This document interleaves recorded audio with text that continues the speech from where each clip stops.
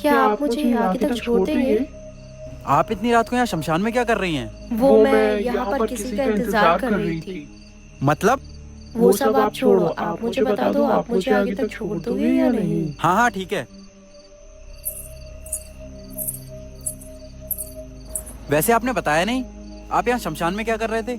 इंतजार। मगर किसका? मेरे पति का। अपने पति का? आपके पति मर गए हैं क्या? नहीं, मरी तो मैं हूँ। तुम मर गई हो? मजाक करने को मैं ही मिला था क्या, और कोई नहीं मिला? अच्छा तुम भूत हो ना? हाँ। अच्छा तो एक काम करो, गायब होके दिखाओ। किसने कहा कि भूत गायब होते हैं? होते हैं मैम, होते हैं। मंगल